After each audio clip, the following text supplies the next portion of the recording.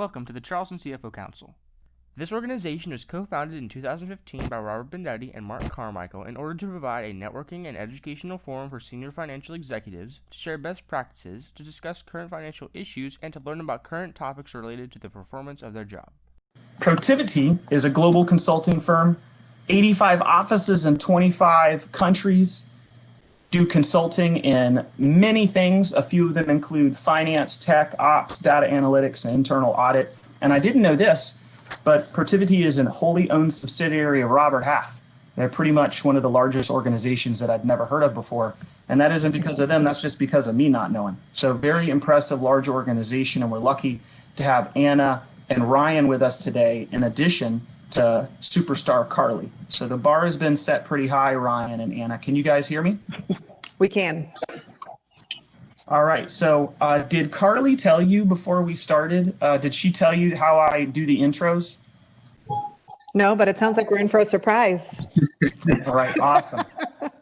So what I do is I don't read your bio. I just find stuff on the internet about you, and then I reveal it while we're talking. Some of this may or may not be true, okay? It is somebody named Anna Amato and Ryan Neff. It just might not be you. All right, so let's... So Anna, I've got you as the Managing Director of Protiviti. And did you get your undergraduate degree in finance from Louisiana State University? That is correct. Proud national champion. Yeah, I hear you. That'll come up in a second. MBA in Global Management from Emory. Correct. CRMA and a CIA, is that correct? Correct. So far, so good. I am not going to read all the volunteer activity, all the boards you're on, all the community civic organizations where you're a leader, but I saw one that was pretty cool. Board member at Chris 180. I think that's something recent. That is recent. This is my first year serving on that board, and it's a great organization that really focuses on keeping families together, and they've really done a great job through COVID, so I'm happy to be associated with them. All right, this is where it gets sketchy. I'm not sure if any of this is true. Anna, were you born in Honduras?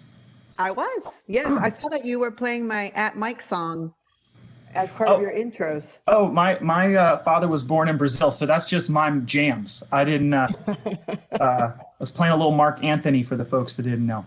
Are you a Saints fan? I am a Saints fan. Are you an Atlanta United fan? I am an Atlanta United fan. The internet is I know. It is, Anna, and you need to be careful posting inflammatory photos on the internet because you never know when things will appear. And we have a large South Carolina contingent. Is this you? That is too funny. Oh, yes, that is me. Proud, loud and proud. Okay, your mic's breaking up. I'm sorry. Goodbye. Ryan, you won't be left off the hook. Good morning. Can you hear me, sir? I can, Robert. All right. Are you a director at Protiviti? Correct. Undergraduate in business administration from Washington Lee University. That's correct. Also a CRMA and CIA. You're on it. All right. So this I hope is you. Are you in the? I'm living here in Charleston, Porter Gaud Athletic Hall of Fame. Yes, I am. Varsity baseball in 8th grade, varsity football in 9th grade, varsity basketball in 10th grade, 3 state championships in high school. Robert, you're good. You play football in college, wide receiver at Washington Lee, 4 years of football, and a Division III championship. That's correct. Is this your high school picture, sir? It is. It is. All right. You got me. Carly, you're better than I do, Ryan. Carly, you're going to be so sad to know that I've run out of time and I can't reveal all that I found out about you. Another time. Yes, another time. Well, guys, I'm going to shut up. I've talked long enough, and I'm going to kick it over to y'all. I'm just going to manage the chat box and the mute. And folks, if you got any questions while Anna and Ryan are going, you can put them in the chat box, and then we're going to have a couple polls and see how that goes. Give me a little grace if I mess that up. On to the Protiviti team. Awesome. Well, thanks, Robert, and thanks all of y'all for having us today. I feel like we've broken the ice pretty quickly. And selfishly, my direct family is from Charleston, as Robert mentioned, and I've got aunts and uncles and Taylors up at Greenville. So always looking for an excuse to head your way, and sincerely wish we could be there in person today, but also hope to make the trip down at some point in 2021. We do want to do things differently, as Robert mentioned, so I want to start with a polling question today. So on your screen towards the right, you should see a polling question. I guess you've got it in the window right now. We'll give everyone about 30 seconds to fill this out. I really would be curious to see how your answers align with what we're seeing in the newest July job report. And this may allow us to also hone in on certain areas for the presentation. So we'll give everyone about 15, 20 seconds to fill this in, and I'll look at the results and maybe make some commentary as well. Ryan, which did you like playing better? Did you like playing better baseball, football, or basketball? I love football. Football was definitely my favorite.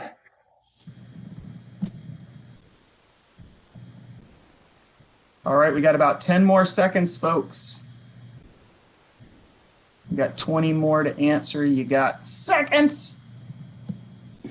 I'd just like to note, I'm impressed with myself that the polling is working. If nobody else is, it's the little things in life. All right, I'm going to close the poll.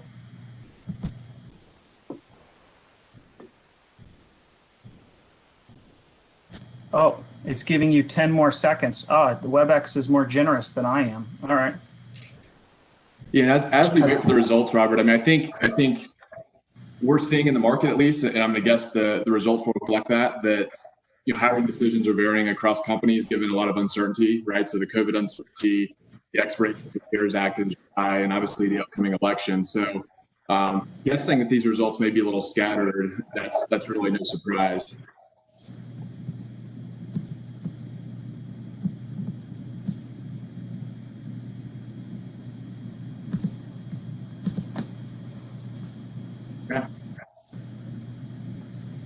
Yeah, so it does look like they're scattered. It is promising, though, to see that some individuals are planning to hire fairly soon. And I think that'll also jive with what we're seeing due to encouraging news and the latest 3 job reports. So we'll get into more detail there, but good to see that we have, again, some folks that are planning on hiring here. So Robert, jumping into the next slide, really want to set the stage. Obviously, employers in COVID are faced with a host of new challenges. Keeping your business, the uncertainty is obvious, but also trying to keep your employees safe. Managing a remote workforce has obviously been challenging as you try to maintain staff morale, productivity, and a number of other things. Before the outbreak in February, the unemployment rate was at 3.5%, which was a new historic low, nearly a historic low at least. As of the latest job report in July, it's approximately 3 times that, a little over 10%, which for context is one of the highest unemployment rates since World War II. So approximately 30 million people now are on some form of unemployment insurance, making the results of the upcoming August job report very interesting given the expiration of the $600 a week in federal unemployment benefits, that whole expiration there. So there's a lot of bad stuff going on, but with all of that, I think there is a lot of good news. And I do think the labor market is showing signs of improvement as we go into Q3, which we do want to spend some time talking about today.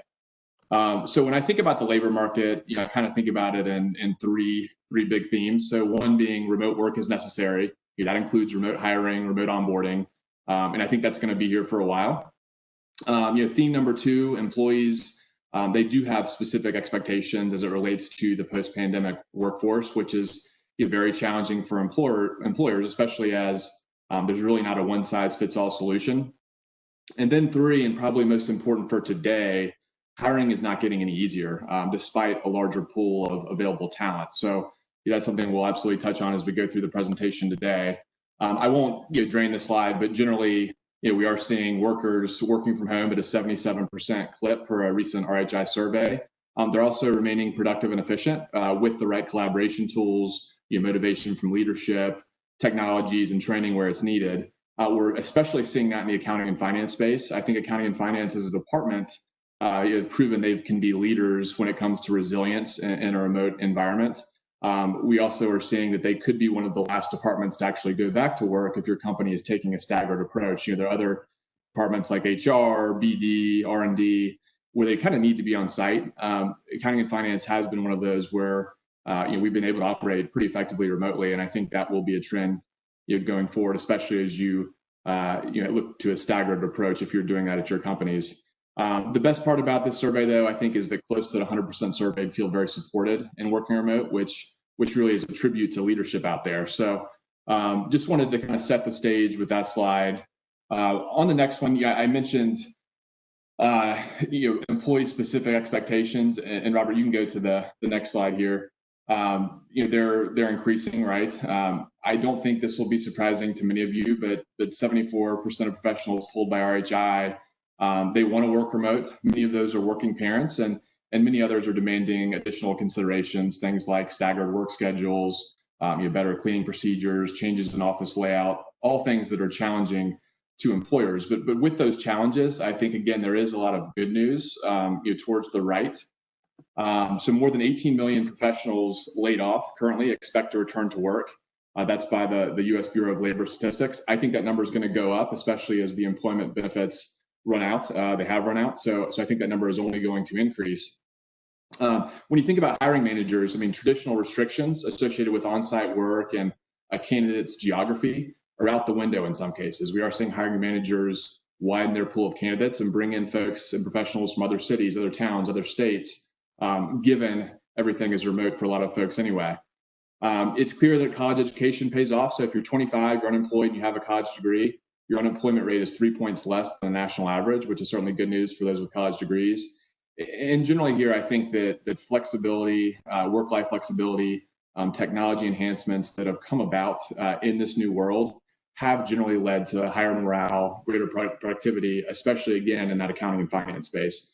Me personally, at Protiviti, we used to be on Skype, and we sped up our Microsoft Teams implementation around the March timeframe just to get those collaboration tools in place. And myself, and I know a bunch of my colleagues, have really embraced that technology and other technologies that probably wouldn't have embraced otherwise, right? So we are seeing positive movement in the accounting and finance space there. But I do want to talk a little bit on the next slide, really around unemployment trends that we're seeing across multiple job functions. And Carly, I'll hand it over to her in a little bit too to talk about what she's seeing specific to the South Carolina market. But this table does include its national detail, and it's based off the U.S. Bureau of Labor Statistics.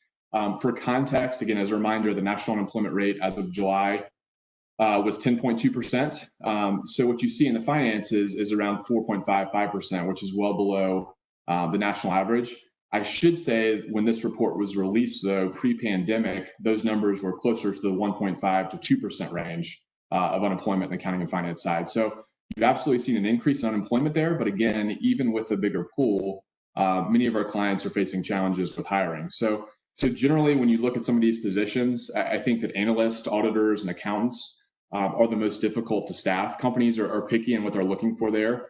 So they're looking for well-rounded individuals, those with functional experience, absolutely those with technology skills, and then kind of a new skill that's always been there, but I think is even more important today is really the soft skills, the collaboration skills, because micromanaging is really hard to do, right? And you want folks that can work well together, that you don't have to micromanage, and again, that can work in that remote setting. And again, Carly will provide more information here in a second on that. The only other one I want to go through, because we don't have time for going through everyone, but the technology area I thought was interesting. You have cybersecurity experts are probably the hardest to hire and in the highest demand. I think a lot of that is due to the inherent risk that's been brought in from a security and privacy standpoint in this virtual setting. So not a surprise there. I think they're always of high demand. On the IT side, the other professions that are fairly difficult to fill would be network and cloud architects, database administrators. We're seeing a lot of our clients move quickly and speed up their move in some cases from on-prem to cloud solutions to facilitate remote work, cut costs, and really it allows them to deploy their IT resources to more strategic areas. So we are seeing a move there, and I think that's also why we're seeing less availability or less supply when it comes to those types of IT professionals. But I do want to hand it over to Carly. She works in the South Carolina market. Anna and I work in Atlanta. It does have some specific themes and trends that she's seeing in South Carolina, and then I'll also have her cover the next slide around accounting and finance hiring trends. So Carly, you want to take over? Yeah, thanks. So like Ryan mentioned, national unemployment average just under 11%. South Carolina is actually at 8.7% unemployment, number 25 in the nation, which puts us kind of right smack dab in the middle. I think what's interesting about that number is obviously a lot of us on this call understand that those unemployment numbers include labor, light industrial, and overwhelmingly a number of hospitality workers, which don't necessarily fit into the finance and accounting, or to Ryan's point, technology, positions that we might be looking for our companies. And so when we talk to hiring managers all the time, they're like, well, the unemployment rate is so high, we should have our pick of the litter. It's really, not the case necessarily. So Robert, if you want to go to the next slide, I was actually going to highlight some of those kind of in-demand positions as they relate to South Carolina specifically. Most of these, so trends in accounting and finance, I was just going to cover. A lot of the things you see in functional areas are more of the transactional accounting, payables, receivables, bookkeeping, payroll management.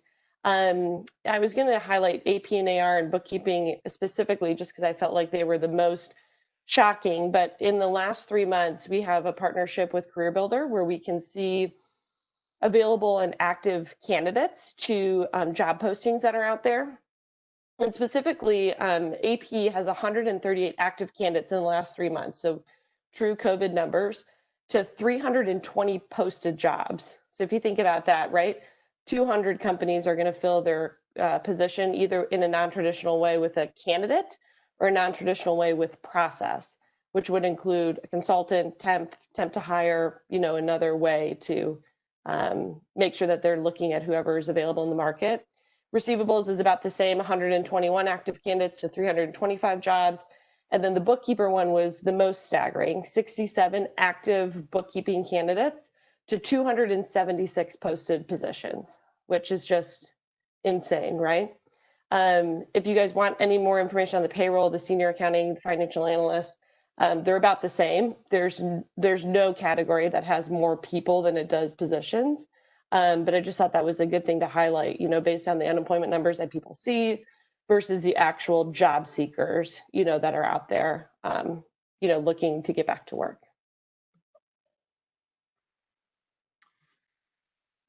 Awesome. Thanks, Carly. So Robert, we go to the next one real quick, and I'm an accounting auditor background, right? So I love graphs and numbers. So I wanted to share 2 more graphs from the U.S. Bureau of Labor Statistics. So the first table on the left shows the slight rebound of employment over the last 3 months. Certainly positive news, right? We've added over 9 million jobs in the last 3 months, but we also have to keep in mind that we lost 22 million in March and April alone. So at this pace, if it keeps up, we'll be around 4 to 5 million jobs short at the end of 2020 when compared to February, which of course is also subject to factors like the federal assistance program, the election, but does show how severe the losses were in Q1, beginning of Q2, but also rebound is happening over the last few months. The second chart I thought was interesting because it shows percent differences in payroll pre and post pandemic by industry. As you can see, and Carly referenced, no surprise that leisure and hospitality has taken the biggest hit, although the industry itself did show a little bit of a rebound in the July jobs report. Just a few themes from that report, especially as it relates to industry. I mentioned leisure rebounded. They added about 600,000 jobs, representative actually a third of the employment gains for July. So a good month for leisure and hospitality. Restaurants, bars, food and drink services rose by about 500,000. Retail grew about 250,000 jobs, but they're still about 1 million jobs short of where they were in February. So still a long way to go on the retail side. Construction added 20,000 jobs, which doesn't sound like much, but in May and June, they actually increased their jobs by 600,000. So generally good news coming out of construction. The only other theme that I'll call out as it relates to the July jobs report was that individuals and unemployment for 15 to 26 weeks, what I'll call long-term, those numbers rose 2 million. So, a lot of long-term unemployment out there. Again, I'm very curious to see once the unemployment benefits run out, if that will change. I think it'll certainly help incentivize folks to go back to work, but I also am a little worried that if that also means less funding, via PPP for small and medium-sized businesses. If that funding is not there, I'm not sure those businesses will all be around to hire those employees. So I think it's kind of a double-edged sword there, but hopefully, we will see those long-term unemployment numbers shrink as the unemployment insurance from the federal side has been termed. Moving on to slide 10, I won't run through this slide in detail. I just kind of want to leave it as a takeaway because it does include some hiring tips here. But I do want to ask a question, and we already talked about number 3 around extending your candidate pool to be what I'll call geographically agnostic. Would be curious to hear from the group, especially those who answered that they plan on hiring in the next few months, 3 to 6 months, whatever it would be. Are any of you, considering hiring from outside your geographies? Is that something that's feasible or something that you're starting to think about? And we can always save it for the end if you want to think about it, but did want to ask that question before we pause for some Q&A. So Robert, I think we're at a good break right now. Yeah, I do. We have a bunch of questions. I'm going to hit you up rapid fire. Some of these might be for Carly or Anna, so the team just decide who would be the right person. Question number 1 from the chat box is, given the significant unemployment rate and the payments by the state and federal, any thoughts or opinions on the unemployment tax to make up those payments, the coffers that maybe have been depleted? Any insight into future unemployment tax rates? Thoughts from you guys? Yeah, I mean, I think as it relates to the unemployment insurance that goes to individuals, I think the states are going to have to carry some of that load, right? And I think right now, unfortunately, a lot of states are struggling, right? So, as you guys know, that Trump put out the executive order. I don't think that's going to happen anytime soon. I do think, though, that from a PPP perspective and funding small and medium businesses, I think that likely will come quicker. But again, it's all going to really come down to, can they all agree, right? And so I think it's going to happen. I don't think it's going to happen as quickly as we probably want. And where I'm concerned is that Goldman Sachs put out a survey that only 1 in 6 businesses that received PPP funding feel like they're going to be able to pay their employees now that this runs out, right? So if they're not getting additional funding, I think we're going to see a lot of businesses in trouble, which is a little scary. But hopefully that'll speed up some of those decisions coming from Congress. Question number 2, maybe this one's for Carly, is, are we noticing within the data, are professional licenses like CPA, CMA, and others, or MBAs, are we seeing that flush out that those are having lower unemployment rates or quicker unemployment periods? Are we able to use this period to know if a license or a graduate degree is still a differentiator?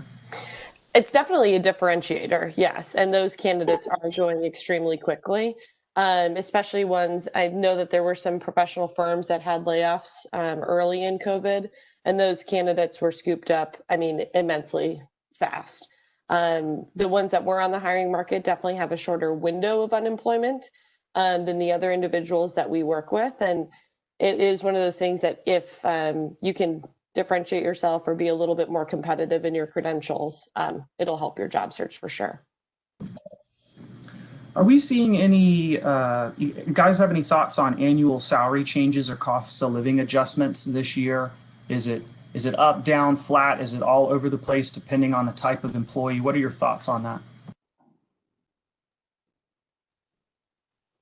I see it all over the place, but Ryan and Anna might have some more like global sort of information on it. I think the cost of living, you think about everything else that's been increasing, right? Like college tuition continues to increase even though people are going to be remote. So it's not like everything else is making an adjustment to COVID. So I'm not seeing a difference in terms of salaries yet, but I'll be interested to see. We have our salary guide coming out, which has pulled all of the 325 offices, as well as, partnered with the Bureau of Labor and Statistics, and we'll get that at the end of August. So we'll have some more clarity as to what 2021 looks like from a salary perspective too. Carly, and I'm sure we can distribute that to the folks on this. That'll give you the data-based answer of where things are at. But I think, Carly's hit the nail on the head. I mean, we have heard across the board that there's lots of companies that are pulling different levers in terms of how to manage through the crisis. And one of those is potential pay reductions. And a pay reduction doesn't necessarily mean that the things that you need, and I use the term need versus want, are changing when it comes to how much that makes up as part of your budget. So I think what we're seeing is a reduction potentially in income, but not necessarily that translates to the overall cost of living. But I think in August, those salary guides are very insightful in terms of how that plays out across different types of job descriptions. Last question. I'm going to hold the rest for time. I think they're going to be really they're going to be applicable for the second part of the presentation. But last question for this period is, we mentioned remote employees, virtual employees, and some staff and analyst level. Are we seeing any move for fractional, remote, virtual, senior, very high level, senior level? We seeing any trend there for higher senior level positions in accounting and finance going fractional, remote, virtual? I think that was one of the first jobs to have more of a remote feel anyway.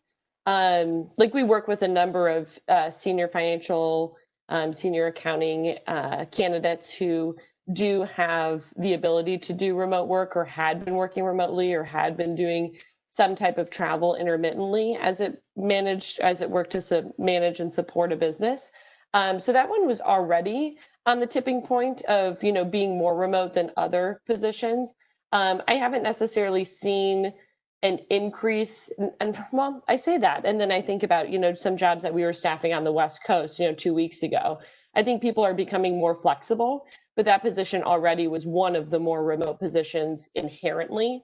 So maybe hard to say how much that's changed since COVID.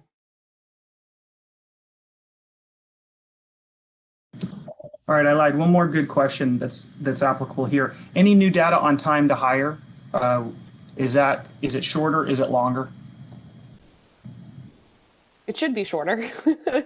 I would say if you want a good candidate, the faster you can speed it up, the better chance you have of retaining the individual that you want.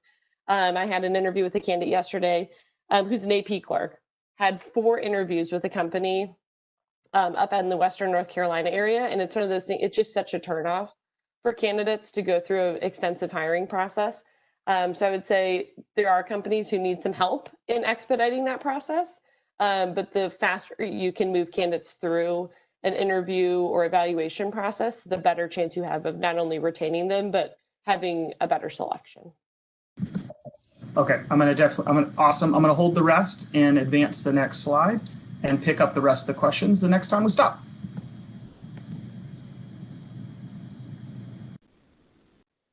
Perfect. That's me. That's my cue. So we talked a little bit already about the recruiting and the trends, right? I'm going to spend a little bit more time talking about onboarding and engagement. And then towards the end of the presentation, we'll talk about some retention strategies. What's interesting is I think when the pandemic started, it was very much one of the first reactions, and I talked about the different levers initially, was to just hold off on recruiting and hold off on onboarding. I think as we've realized that this is not it was a 3-week thing or a 2-month thing even. I think we're starting to see that companies are thinking, okay, what is the new normal? And am I going to have to continue to recruit and onboard, potentially in some cases, folks that I have not ever met in person? You mentioned at the top of the call that Ryan and I are part of Protiviti, and just to give you a little bit of background on the way Protiviti operates, because some of my examples are based on that. We're wholly owned subsidiary, but very consulting based. It was 50 Anderson partners that started Protiviti. So it was 700 employees back in 2002. And now we're about 5,000 employees. But our recruiting practices are a combination of 2 things. We rely very heavily on campus recruiting, right? So every year we bring in 250, 260 employees to North America as part of a class. And then we also are building our specialized skill sets, which means that we also have to do an equal amount of experienced hires. So people that have been out either in industry or in other professional services organizations, but that have the technical skills and the expertise. So it is basically a combination of bringing folks in both at the entry level and at, the more experienced hires, anywhere from, a manager level to a managing director level. So I give you that background. I mean, 80% of my time is spent serving clients and doing the technical elements of delivery. But I also lead a lot of our national and efforts around onboarding and integrating our employees. The word integrating is super critical because I think what happens is we have lots of administrative items that we tend to call onboarding, which all work and we can all check the box and say we've done them. But we haven't done a tremendous amount when it comes to integrating new employees. And the reality is that even those that are back in an office setting, they're back in an office setting in very unusual circumstances, right? Where maybe the person that during normal circumstances would have been sitting next to them and they could ask questions and get integrated quicker and ask the silly questions. That person might not be on that same rotation on that same day, right? Even if you are in an office.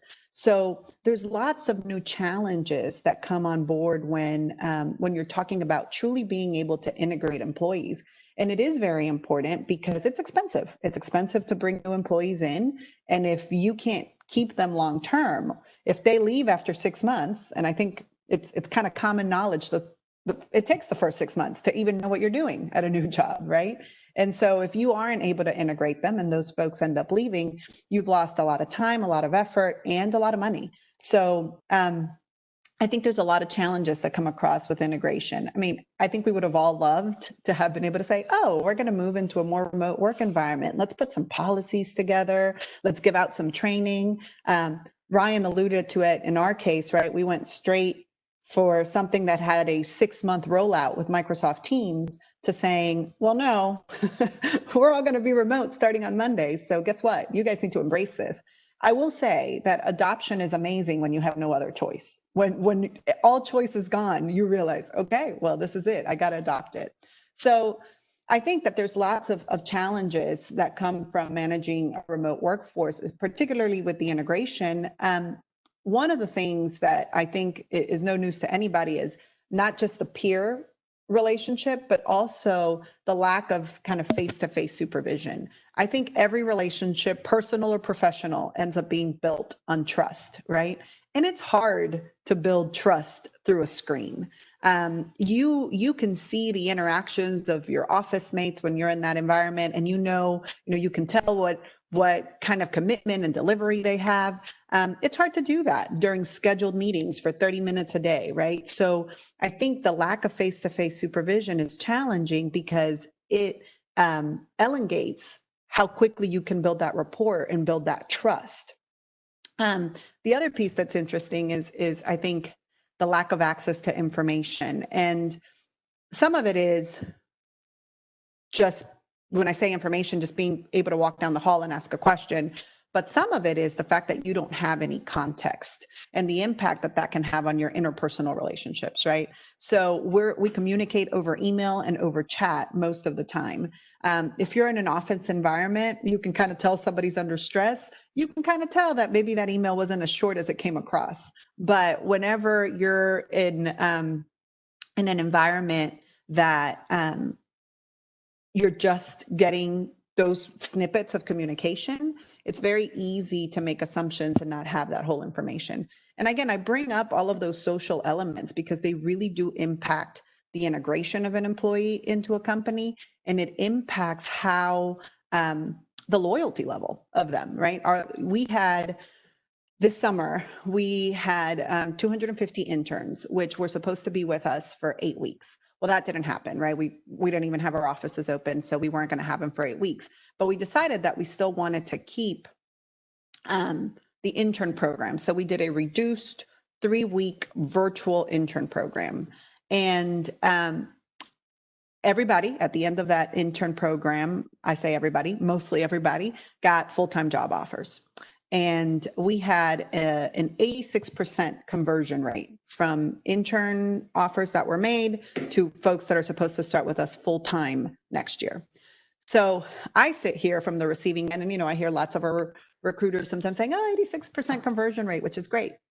The reality is, why wouldn't you have taken that job, right? Like, why wouldn't you take a job in the middle of a pandemic that's been offered to you for the next year? My biggest fear is that because we didn't have them in that office environment and we weren't able to make those connections, that these folks don't have the same level of loyalty. A lot of the time we count on them saying, I was at Protiviti, I had a great experience, I can go back senior year and have peace of mind that I already have a job, I don't have to go through the interview process anymore. Well, now they're kind of like, well, I kind of like them, they were great, but I never met a ton of people. So if other firms come and try to recruit them, I think that, the very technical term of the stickiness isn't there at the level that we would have wanted. So I think there's a lot of interpersonal elements that really impact how well you can integrate into an office culture.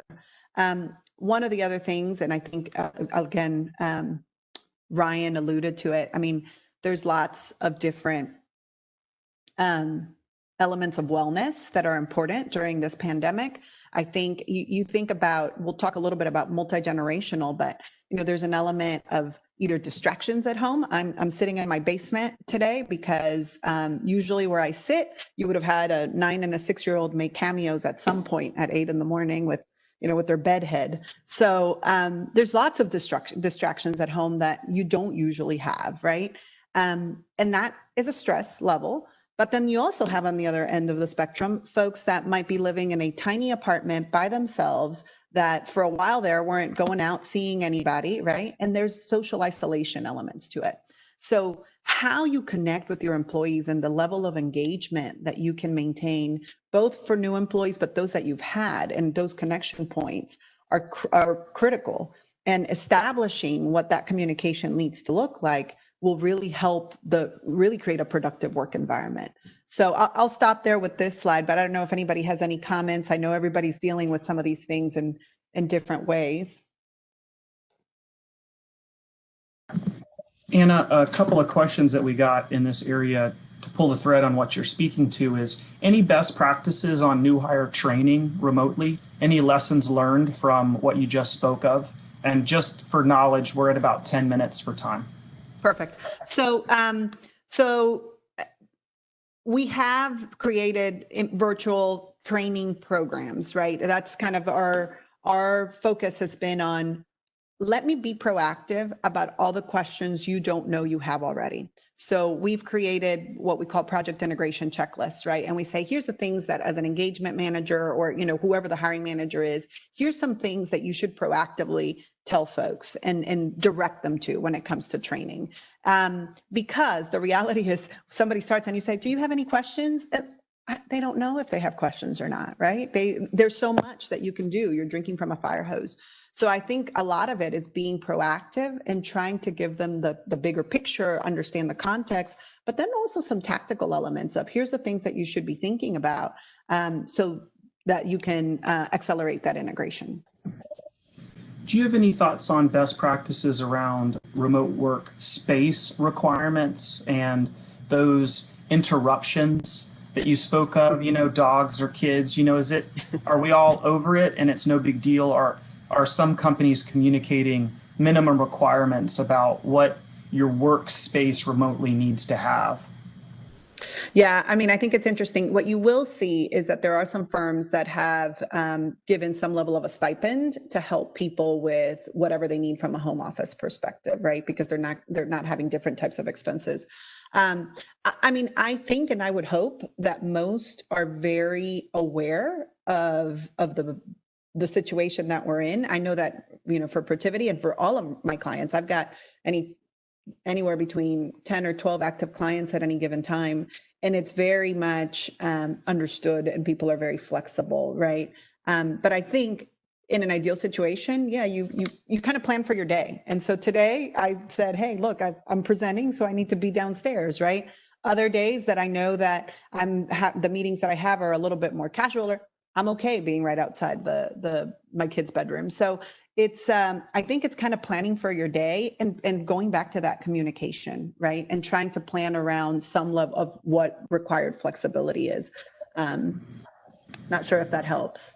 That was perfect. And then last question for time is, I, like many folks on the call, we're managers of managers. Any tips for peer that we can give others, our managers that have a team?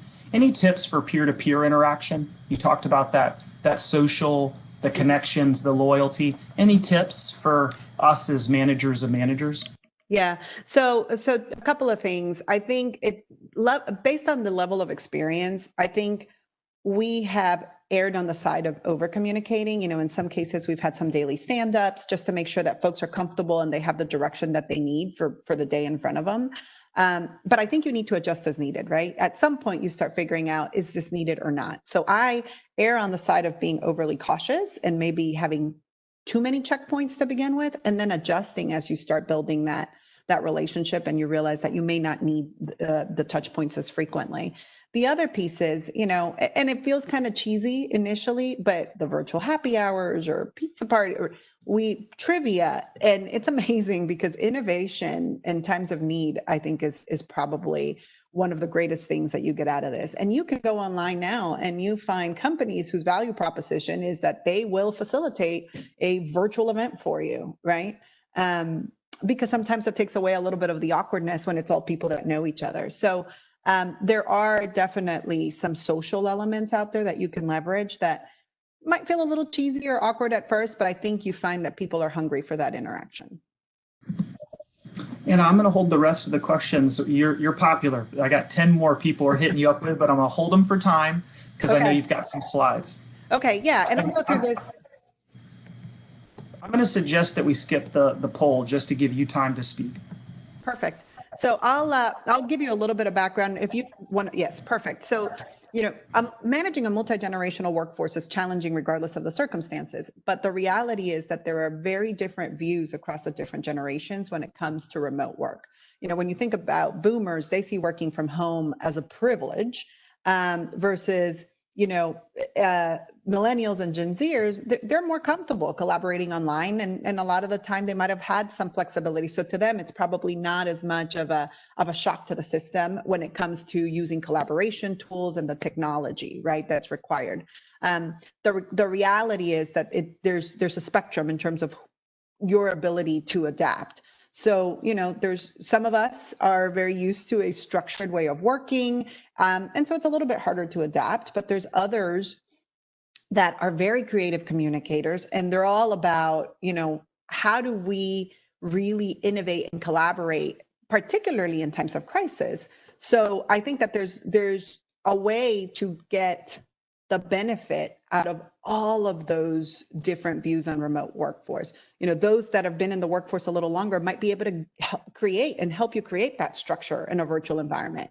Those that are very comfortable with collaboration tools, it might give them an opportunity to do reverse mentoring, right? And be able to say, oh, here's how you navigate this, so it really is a matter of understanding what people are good at and figuring out how do I integrate all of those things, all of that optimism from certain traditional groups. I think the baby boomers are known for being considered a little bit more structured in their formal way of thinking. And so how do you bring that to the table? The other piece that's interesting, right, is that the workday doesn't have a beginning and an end like it used to. And so a lot of us are dealing with an increased workload. So you have to take into account the different challenges that come across with that increase in workload. And the reason why I bring that up specifically, I mentioned that we hire a lot of campus, and I've heard lots of comments and read lots of articles about how, those folks, oh, well, they don't have to worry about kids yet. And so they don't have those distractions. But guess what? You're going to get a significant amount of burnout if you have a bunch of over-reliance on some of those folks being able to only them carry the heavier workload. At the end of the day, I think as humans, we all want that element of fairness. And we have to be able to manage that increased workload across all of our different components, right? Giving parents the flexibility that they need, but at the same time, making sure that the other teams understand that that flexibility doesn't mean that there's a change in expectations. There might just be a change in expectation in when certain things get done. Because I think at the end of the day, there's a sentiment and you want to keep that harmony of fairness across all of your workforce. I'll skip some other comments I had on this just for the sake of time if we want to go to the next slide. So we talked a little bit about retention strategies already. We talked about trying to accommodate work-life balance. Compensation is a big deal, right? The reality is that we live in a world now where there is so much transparency, not just of what gets posted online, but just how comfortable people are talking. When we talk about multi-generational, right? You know, baby boomers will never talk about their salary. That's very different for Gen Zers. So you have that visibility now across what everybody's making. So you do have to be competitive.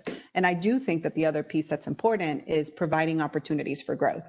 We hear more and more questions, not about what you're hiring me to do today, but what are the growth aspirations of the company and how can I grow with them? So I think that being able to provide people some level of a vision in terms of a career trajectory is very, very helpful when it comes to being able to keep them, because they're not just working for a paycheck right now, they're working for something better, greater down the line.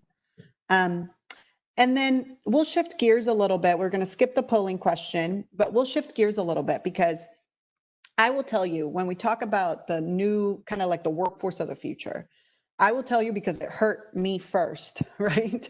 Whenever the pandemic started, because we are the consulting expertise, guess who the first people were that got the phone call that said, Anna, pencils down, right? Everybody wants to protect their workforce first, which is phenomenal and the way that it should be, right? We want most people to have a people first strategy. So I get it. I completely understood. I said, yes, I get it. We got to be pencils down until things stabilize, until we know what the budgets are going to look like for the year, whatever the case may be. But look at the difference in the slide between the traditional labor model and the new labor model. In a traditional labor model, right, you're kind of staffed to an extent to your peak, right? You have a standard staff, and there might be periods of time where there's a lot of there's overcapacity, right? So you've got maybe potentially too many full-times over an extended period of time.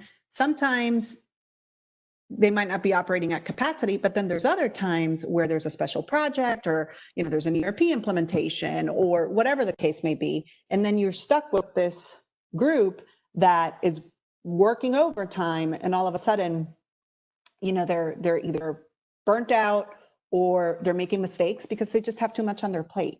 So you're really relying on the being subject to those fluctuations without having an opportunity to adjust quickly. In the new labor model, what you'll see is that there's really three components, right? So you've got your core employees, your strategic senior leadership core employees that really know the business, they're committed to the business, they have the loyalty of the business. But then you manage the rest of the day-to-day elements through either what we call the contractual fringe. So these might be people that are very specialized. That's where you think about people that Carly places, like our accounts payable folks, or, you know, they have a very specific expertise, but they can also be roles that you in theory could replace because they are not part of the strategic objectives of the firm. They're the core backbone of the business of operating day in and day out. And then you have the consulting arm that really focuses on special projects. So what we try to do with those is try to manage how the labor model works and adjust and fluctuates to account for that without having to sacrifice your core employees. So I know that I'm at 8:55. So I wanted to make sure that I caught that in there, and I apologize if we didn't leave too much time for questions. But Robert, anything that you want to address? Yeah, one more question for you is that you spoke to the productivity and the gains that we're seeing, some to the point of burnout, working so hard.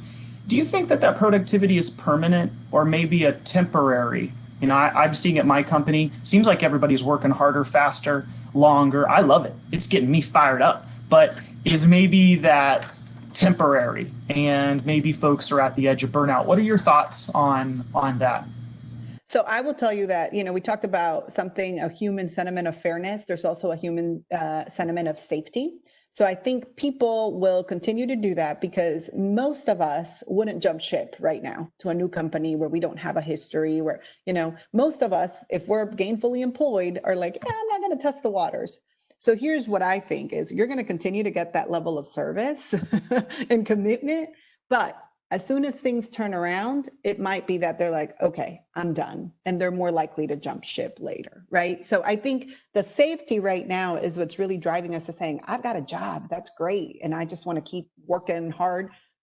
But as soon as the conditions become more favorable on the other end of the spectrum and safety is not as much of a concern, you'll see that some of those employees will say, I'm out. Anna, Ryan, Carly, you guys were awesome. That was fantastic. I got a box full of questions I'm having to hold for time. I'm going to provide contact information for Anna and for Ryan and for Carly. If anybody would like to follow up, these questions that I didn't get to ask, I'll have their contact information in an email that'll go out tomorrow for everybody. Thank you very much. That was really fantastic. I appreciate Carly for being our sponsor and a super volunteer, and appreciate Anna and Ryan at Protiviti for coming and speaking with us today. Really impressed with your knowledge. At Protiviti, just a powerhouse global consulting firm, clearly got some superstars like Iron. Anna and Ryan, if you have any issues, and we're going to forgive Anna for that horrible photo that she had up. We're just going to let that one slide because she's so fantastic. So thank you all for attending. Thank you for participating. I think we got some great tips about frequent communication and checklists, burnout, and how we can better serve our employees and our customers. Final note, please like, comment, and share my content on LinkedIn. I'm going to post something about this event and thanking Anna and Ryan and Carly for being our speaker. And if you like, comment, and share, it makes a huge difference. It's a great way to say thank you to the speakers, and it's a great way to spread the word about the CFO Council. Thank you all very much, and I hope everyone has a blessed day. Bye-bye. Thank you, everyone.